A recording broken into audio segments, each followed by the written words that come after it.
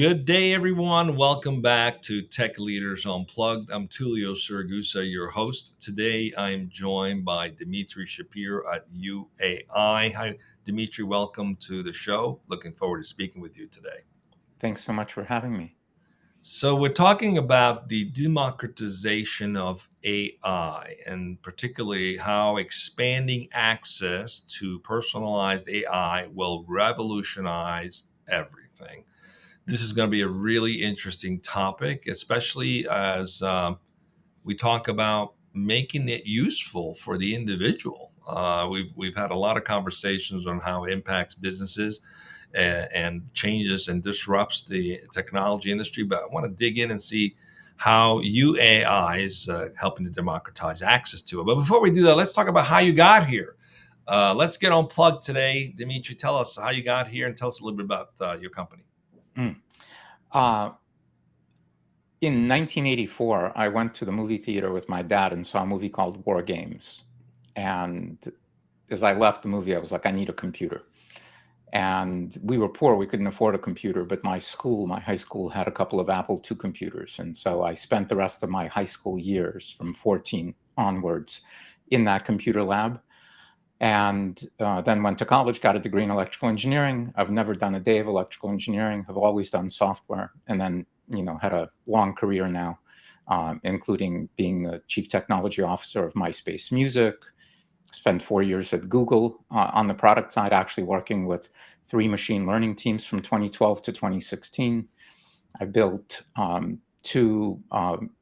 3 venture-backed companies. The first one was called Iconic Systems, which was a cybersecurity company that I built from 2000 to 2005, raised $34 million for that in venture capital.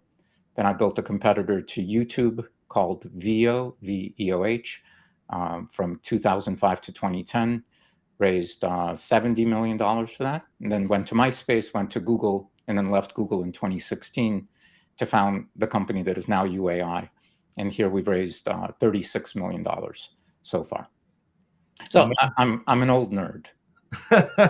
All right. Well, you keep at it. Tell us about what UAI is all about. Yeah, look, I think it's clear to many people that we are at an inflection point in how we're able to engage with information technology, and this new powerful set of technologies that we have access to, these large language models or these diffusion models for image generation, basically these generative AI technologies, are extraordinarily powerful, but the interface that we're given to be able to sort of wield their power is, as a command prompt, is a text box. It's not instead of a DOS command. It's like DOS. No. I was going to say that. You got the words out of my mouth. It's like DOS for those of us that are old enough to remember that. And most people have a really hard time engaging with technology through command lines. And of course, these days we're all on mobile, and so we've got 2 fingers that we're using, or some of us, with the swipe, 1 finger. And so that's one of the problems is like, how do we sort of leverage all of the power of this information technology given an interface of a text box? The other thing that I think many people may not realize yet is that, let's take ChatGPT or Bard, like any of these large language models, right? They've been trained on all of the publicly available content that's in the world. And so you could sort of say they know everything about, the world at large, or the universe at large, let's call it, right? The output of humans, everything we've ever written, they've basically digested. And that's amazing. And so you can say to ChatGPT, tell me about astrophysics. And it'll tell you a bunch about astrophysics. But who is it that it's telling it to? Meaning, are you an 8th grader? Are you a college student? Are you someone that works in astrophysics? Meaning, are you an astrophysicist? It does not know who it is it's responding to. And so it gives you basically generic responses. But you can actually tell these large language models, again, via these prompts, you can say, let me tell you a bit about myself. And then engage with it, and they can take that into account. So you can inject context into these large language models and have them behave, quite radically differently than if they have no context about what it is they're talking about or who they're talking to. But the problem is, like, how do you do that? What, do you just start typing, let me tell you a little bit about myself, and then again, you're sort of doing this? That's one problem. Another problem is they have no long-term memory, and so they forget things after the sessions. You'd have to do that every session. So basically, UAI is addressing those problems by one, creating interfaces that are not just textual interfaces in order to be able to engage with these generative models. So think like Windows as compared to DOS. And the other one is allowing sort of anyone, non-technical people, to be able to create new AIs, to basically fine-tune existing AI systems and create AIs for various bespoke needs, whether those be enterprise needs or consumer needs or anything of the sort. And of course, people can check it out if they just go to youai.ai, Let me youai.ai. see if I can You can. unpack a little bit what I've heard. So, the current models, you cannot train the current model. You can only give it input and context so that you're informing it on within what context you want the data back. And those who know how to use it well seem to do a better job at personalizing the output.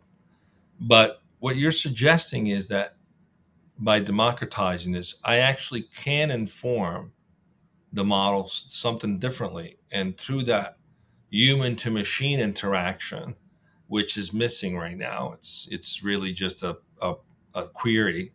Let's call it what it is, and it gives you back input based on what you've asked it. What you're suggesting is that we can actually co-create new AI with the user. Is that the thinking, and how does that come to play? Um, not Hmm. exactly. Um, Maybe that's a future state so thing I just asked. no, no. Look, it makes sense, but let me clarify it a little bit. So we have a basically an integrated development environment, an IDE called Mind Mm-hmm. Studio, and Mind Studio allows people, again, even non-technical people, to be able to um, create new front-end interfaces for the backends that are large language models, and take those front-end interfaces and make them contextually relevant, meaning configure a preamble, as it's known in these models, to be able to inject into via API into ChatGPT and Bard and Claude and all of these large language models, and to be able to create custom applications that are sort of leveraging these generative models on the back end, but the front ends are specifically meant for any kind of a use case. And so today, if you go to our website, you will see, AIs that help you do financial planning or help you create blog posts that will automatically create blog posts for you based on your writing style, based on whatever audience you specify that they're for. And these AIs, basically, when you engage with them, they collect all the information from you, human, about what they need to be able to then fine tune, at runtime, your experience with these back-end large language models. Meaning today, again, if you just sort of show up to ChatGPT and say, write me a blog post, a 500-word blog post about how AI is going to transform medicine, it's going to spit something out for you. But the thing is, it doesn't know what writing style you want it in, so you'd have to type that in. It doesn't sort of know who your influences are. It doesn't have a sample of your writing style to be able to write it. It doesn't know who it is that you're writing this for. Is it for general consumers or is it for physicians? And so, for example, this blog writing AI that we have, the blog post generator, gets all of that Mm-hmm. input from humans, and then, as a backend service, calls out via API to, I think that one uses Claude, which is from a company called Anthropic, and then brings back a blog post that is written in your style because it's digested your writing style because you've given it some of that. It's written it for the audience that you specified because you were able to specify it. And that AI was created by a non-technical person in a matter of a few minutes. Because again, all the hard work is really being Right. done by Claude in this So case. how does that work? Uh, Yeah, I mean, it sounds like it reminds me a little bit. I'm thinking back your experience at MySpace, where when you first joined, it has certain preferences or what you like, what you dislike, etc. And a lot of social networks are set up that way when you first join. And most, kind of a gamified learning who you are. Is it similar concept, similar principle where when I get in there, I get to sort of go through the initial learning process of letting them know what my preferences are. How does it learn my writing style, for example? Do I load content? Do I put a URL to some of my content? How is that working? Is that fairly mature? exactly, yeah. You're describing it accurately. It gives you a number, we call them Hmm. prompts, where it prompts you for answers. So it gives you basically interfaces and say, give me answers. And so the blog post generator, one of the things it asks for is for you to either upload or copy and paste into it a sample of your writing, up to 50 pages of your writing, as much as you want to give it. And then it instantly parses that and sort of understands your writing style as opposed to my writing style. That's one of the things it does. It asks you again for who's the audience for whom you would like it to generate a blog post, how many words the blog post should be, what the general topics are of the blog post, and then it generates the blog post using again the power of, in this case, Anthropic's Claude. Let's talk a little bit beyond the blog. Where are some of the other applications for this? Can you give us? I mean, there are countless applications.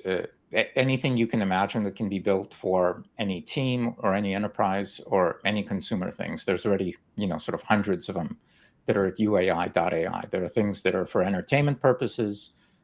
There are things that help you, again, content generators of various types.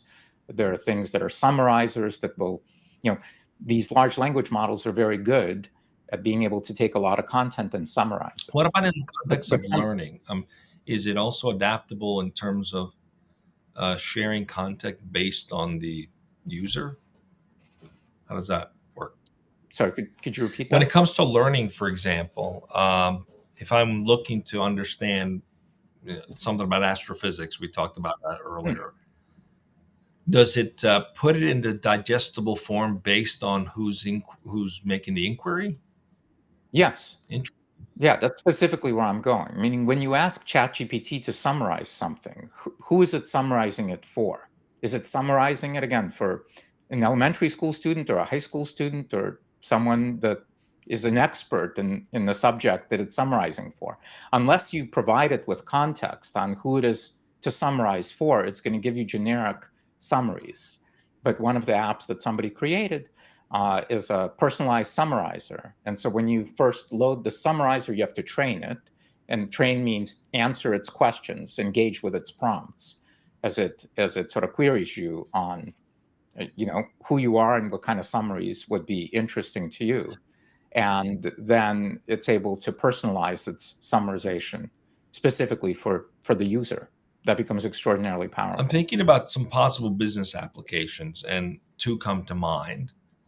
Uh, the educational system could adopt this in terms of how it teaches students of various levels and can make it so that it is optimized for each individual student. So the lesson being learned is optimized for each individual student. And the same thing could be said about employee onboarding, I guess, in terms of how Mhm. you train a new employee, based on optimizing it based on who they are and how they digest information and learn information.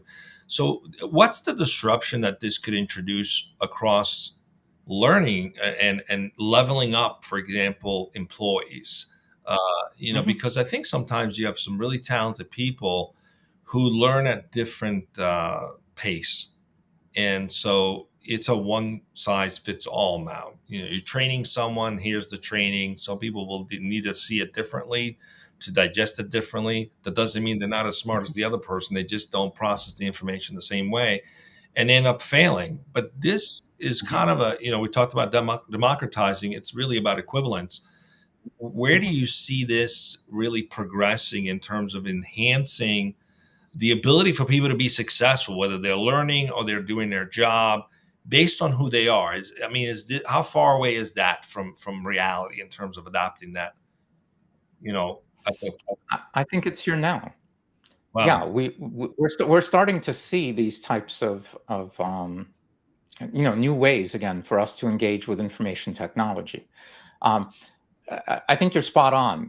One of the biggest issues that people have is we don't know what we don't know, and so it's hard for us to be able to go learn something when we don't know that we don't know it, or what is it that we even need to learn.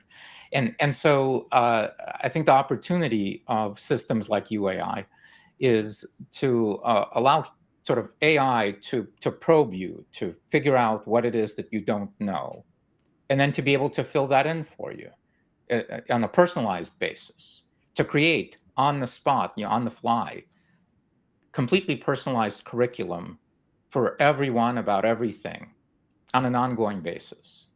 It sort of completely turns on its side the way we've been creating content, for example, up until now. Up until now, we create content for some kind of a persona, typically, as it's known in Mhm. marketing, like who's the target audience, and we create sort of a caricature of this like group of people, right? These personas. And then we create content for these personas. And of course, there is no such thing as this persona. It's just a caricature. Everybody's different in massive ways, and sort of like what we know, how we see the world, etc. Uh, but now with generative AI, as long as the AI knows, what you need specifically versus what I need specifically, and again, it can query you to figure that out. Then it can create custom learning materials for us, and custom sales materials, and custom entertainment, and it's going to radically disrupt the creator economy as we know it now. It's amazing. Um, I remember 30 years ago, Peppers and Rogers was talking about personalization, one to one personalization.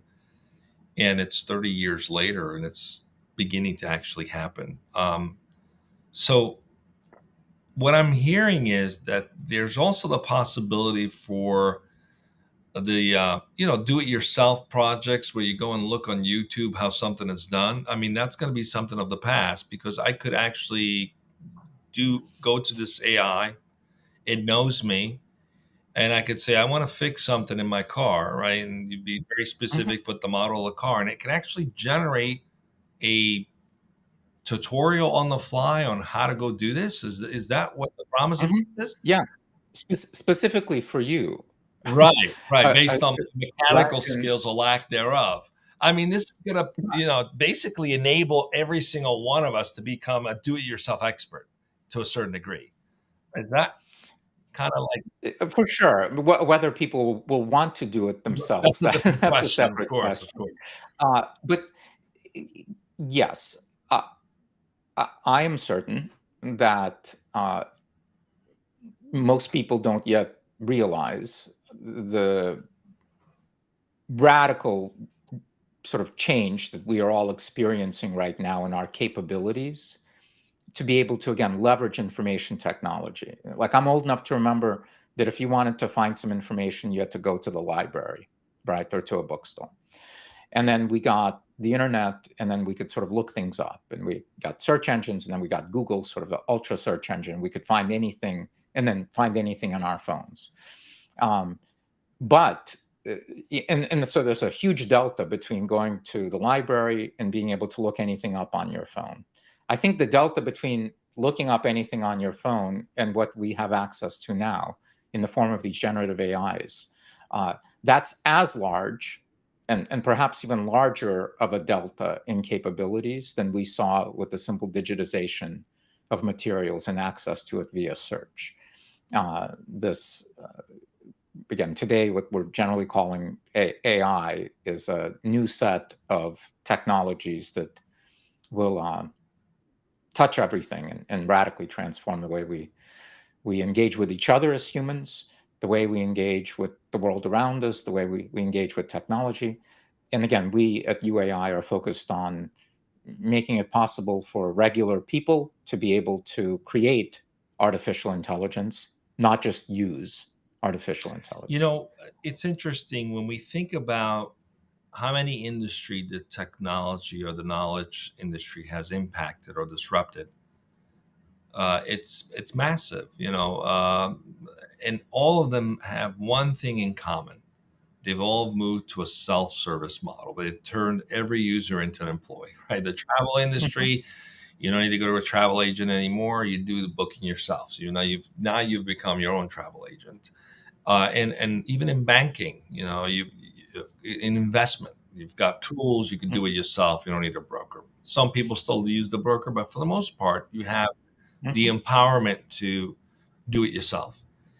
And mhm, for the first time, the knowledge industry is actually disrupting itself with this because what you're talking about, and I appreciate this conversation because it's opened my eyes even further. Sometimes you're in this space, but you can't see beyond, the limited view that it is right now. But essentially, I can create on the fly access to all kinds of information, whether it's do yourself projects, learning, creating new ideas, new content, whatever I need to fulfill whatever purposes I want to fulfill. I could have a tool like this that's my partner that essentially puts me square into being a professional day one instantly, mhm, which removes the reliance on external factors that I don't control. And uh, mhm.